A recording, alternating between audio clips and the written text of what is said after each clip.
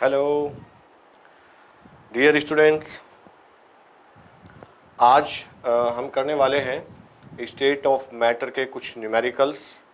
एक बार मैं आपको रिमाइंड करा दूं क्या क्या हम कर चुके हैं, और एक छोटा सा सेक्शन है उसको भी कंप्लीट करेंगे। छोटा सा सेक्शन रह गया है। देखिए, जो लेक्चर अब तक हुए हैं लगातार स्टेट ऑफ मैटर में, उसमें पहले लेक्चर में इंट्रोडक्शन, दूसरे लेक्चर में हमने Boyle's law, Charles law, Avogadro law, Gay Lussac law, वो सब हमने किया है। और उसके बाद हमने आइडियल गैस इक्वेशन को कंप्लीट किया है।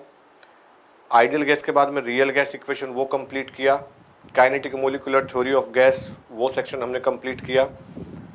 और आज हम एक और सेक्शन जो एनसीईआरटी में डायरेक्ट नहीं दिया है उसको ले लेते हैं। फिर उसके बाद में न्यूमेरिकल, उस पर भी न्यूमेरिकल है और वो काफ़ी इंपॉर्टेंट है आपके नीट और जेई के according, and that is Graham's law. वो रह गया था। ग्राहम्स लॉ पहले देख लेते हैं क्या होता है। आप भी हेडिंग डाल लेंगे, Graham's law of rate of diffusion और इफ्यूजन। ये इससे रिलेटेड है। Graham's law of rate of diffusion effusion. एक चीज होती है ओस्मोसिस। अगर ओस्मोसिस में से डेफिनेशन में भी, या जब आप प्रैक्टिकल कर रहे हैं, एक स्टेटमेंट आता है flow of solvent from high to low through a semi permeable membrane. अगर बेटा मैं through a semi permeable membrane word को मैं हटा देता हूं, that is it called diffusion. मतलब सॉल्वेंट का, जहां सॉल्वेंट ज्यादा अमाउंट में है, ज्यादा कंसंट्रेशन में है, वहां से कम की तरफ अगर वो फ्लो होता है, दैट इज कॉल्ड डिफ्यूजन। अगर परफ्यूम की बोतल मेरे पास में है और यहाँ मैं उसको खोल देता हूँ, पूरे रूम में फैल जाएगी परफ्यूम की जो स्मेल होगी या जो गैस है उसमें, दैट इज कॉल्ड डिफ्यूजन। तो यहाँ क्या है मतलब, इसका मतलब ये है कि हमारे पास में ऐसे दो कंटेनर हैं और दोनों का वॉल्यूम सेम है। ऐसे मान के चलिए, दो कंटेनर, दोनों का वॉल्यूम सेम है और इसमें जो है वो गैस भरी हुई है ए। इसके अंदर गैस ए है, इसके अंदर गैस बी है। गैस बी जाएगी, वो इसका रेट ऑफ डिफ्यूजन है। उसी को समझाने के लिए ग्राहम्स ने एक रूल दिया। उन्होंने कहा rate of diffusion, that is R, of a gas is inversely proportional to the square root of its molecular mass. और suppose gas 1 rate of diffusion is R1 and mass is M1, so you can write R2 is equal to under root 1 upon M2। ऐसे इसको equal to में ले लीजिए, चूंकि जब ratio आप लेंगे, इसको यहां पर इक्वल टू आपने लिख लिया, तो आप लिखेंगे R1 upon R2 is equal to under root M2 upon M1, ऐसे।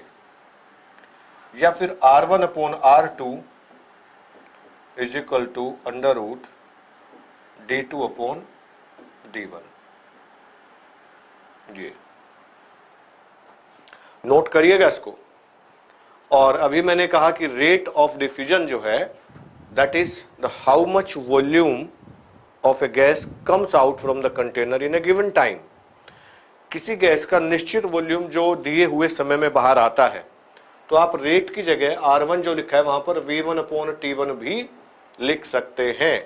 तो R की जगह पर हम लिखें V1 upon T1 into T2 upon V2 is equal to under root M2 by M1।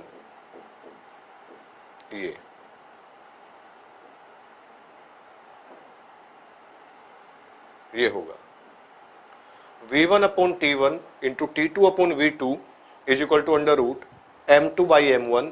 ये फॉर्मूला लगा करके हम रेट ऑफ डिफ्यूजन निकाल सकते हैं। टाइम दोनों का सेम है तो मोलिकुलर मास निकाल सकते हैं। वॉल्यूम फिक्स है, एक ही कंटेनर में है, तो V1 V2 कट जाएगा, T2 बाई T1, उसको करके आप इसमें फाइंड आउट कर सकते हैं कुछ भी। एक न्यूमेरिकल ले लेते हैं ना, मजा जब भी आएगा, क्योंकि आज की क्लास जो है वो हमें न्यूमेरिकल पर ही आधारित रखनी है। एक न्यूमेरिकल ले लेते हैं, मेरे पास में न्यूमेरिकल्स हैं, कई न्यूमेरिकल हैं।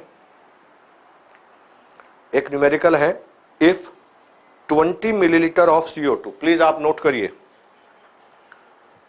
क्योंकि एनसीईआरटी में नहीं दिया इसलिए। 20 millilitre of CO2 diffuse out of a vessel in 75 seconds. Diffuse out in 75 seconds from the container. What volume of SO2? दूसरी गैस है SO2, इसका वॉल्यूम पूछा गया है, पूछा गया what volume of SO2 would diffuse out in the same time, that is 75 seconds.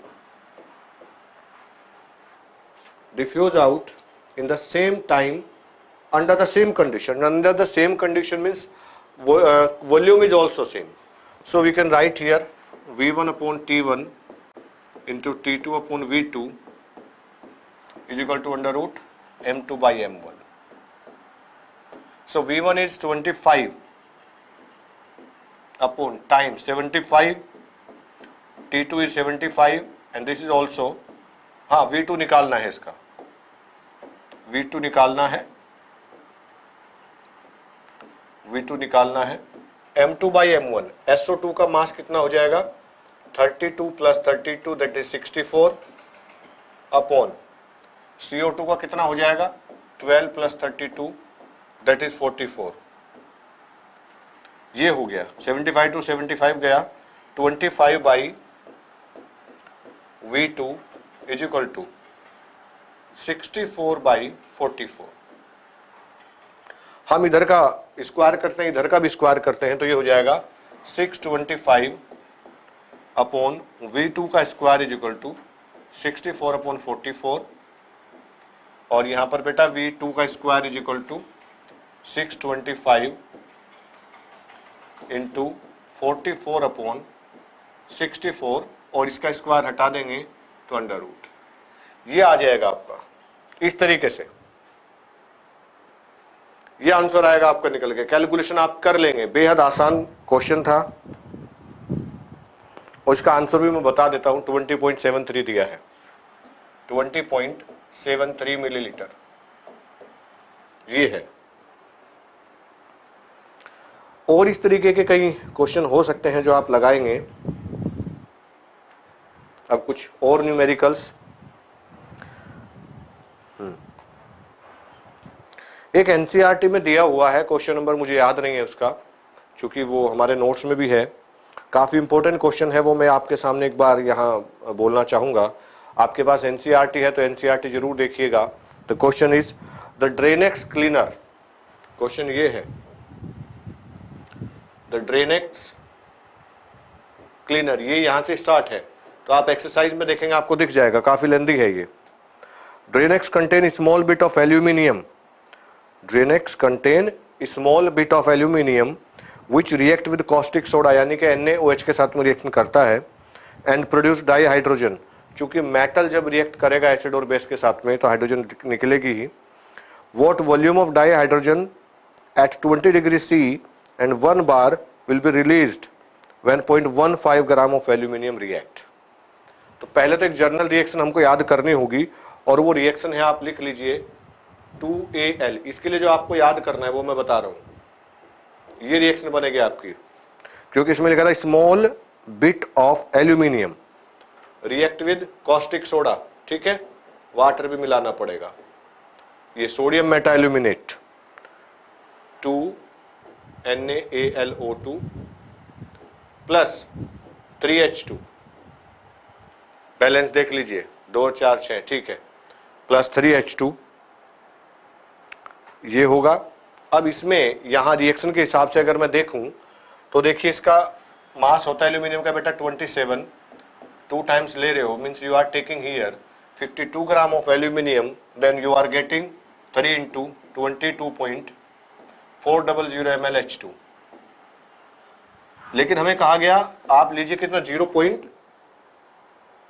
Point numerical में भी मैंने बोला था 15, 0.15। तो 0.15 लेने से कितना आपको मिलेगा, देखिए 3 इंटू 22,400 ml अपॉन 54 इंटू 0.15, इतने मिलीलीटर H2 गैस आपको प्राप्त होगी। ये नॉर्मल कंडीशन पर आपने लिया, that will be 0.187 millilitre. I hope so, एक बार आप चेक करेंगे शायद यही होगा। लेकिन कुछ कंडीशन दी हुई है, क्या टेम्परेचर दिया है 20 डिग्री, कि 20 डिग्री होना चाहिए, प्रेशर जो है वो 1 बार होना चाहिए। तो प्रेशर तो एसटीपी पर उधर 1.01 और इधर 1 बार, तो P1 P2 दोनों सेम। एनटीपी कंडीशन है, V1 आपको अभी आपने निकाला, दैट इज इतने लीटर है तो 187 मिलीलीटर हो जाएगा। और V2 आपको निकालना है बेटा, T1 होता है 273 केल्विन और T2 आपको दिया है 20 डिग्री सेल्सियस मतलब 293। तो फॉर्मूला लग जाएगा P1 V1 upon T1, P1 V1 upon T1 is equal to P2 V2 upon T2। ठीक है, P2 लगभग दोनों तरफ बराबर है, V1 T1 एसटीपी पर जब ले रहे हैं तो that is 273 kelvin and that is 293, चूंकि 20 डिग्री सेल्सियस लिखा हुआ है आपका। ठीक है, और V1 that is 187 millilitre. So you can find out V2।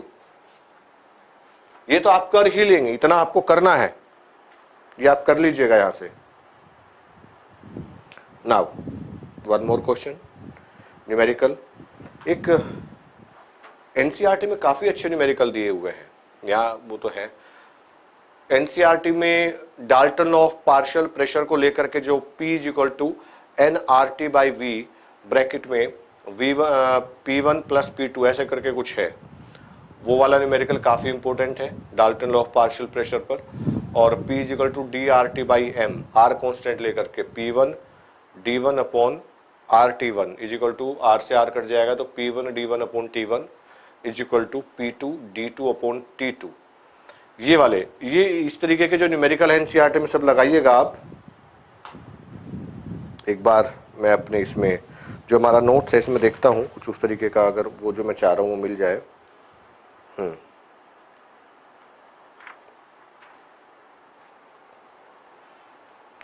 एक बहुत आसान सा क्वेश्चन है, हाउ मच टाइम, एनसीईआरटी का है आपकी, how much time would it take to distribute. Actually मेरे पास में एकलव्य वाली अपनी बुक है ये, ठीक है, मैं इसमें न्यूमेरिकल है और ये दिया हुआ एनसीईआरटी का ही है ये।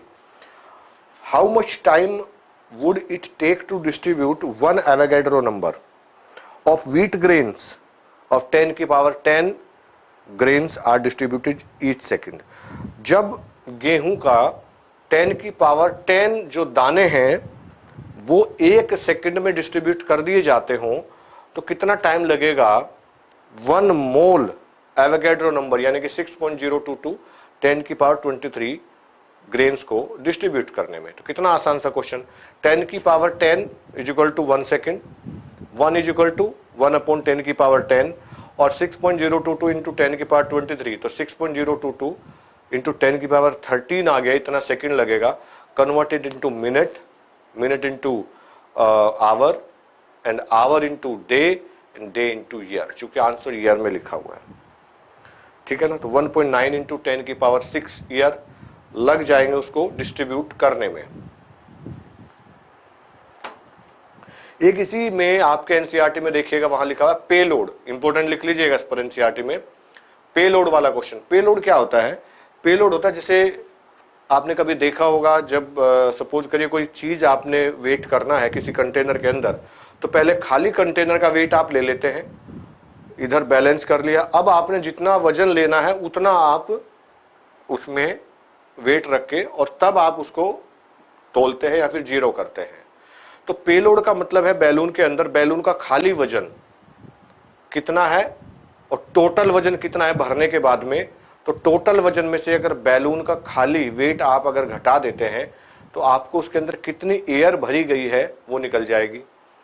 अब वो कहां से निकलेगी, ये वाला जो न्यूमेरिकल है मैं आपको बता रहा हूं, इसमें आपको वॉल्यूम पता है बैलून का 4/3 पाई आर क्यूब, रेडियस दिया हुआ है, वॉल्यूम निकाल दिया, वॉल्यूम और डेंसिटी दिया है तो मास निकल जाएगा टोटल बैलून का, ठीक है। फिर एयर का अलग से दिया हुआ है, जोड़ दिया उसमें, so it will be the total weight या total mass of the balloon, ठीक है। एक बार ट्राई जरूर करेंगे इसको, बहुत छोटी क्लास मुझे रखनी थी ये। इसमें कुछ और न्यूमेरिकल हैं जो मैं कल लेकर के आऊंगा, कल मैं इनको स्लाइड पे लेकर आऊंगा यानी कि नेक्स्ट क्लास में, तो हम फटाफट, हमारे पास यहाँ न्यूमेरिकल प्रिंट होगा। आज तो मैं आपको बोल रहा हूँ, कल मुझे बोलना नहीं पड़ेगा, है ना। तो कल की क्लास का वेट करिएगा, कल फिर मिलते हैं।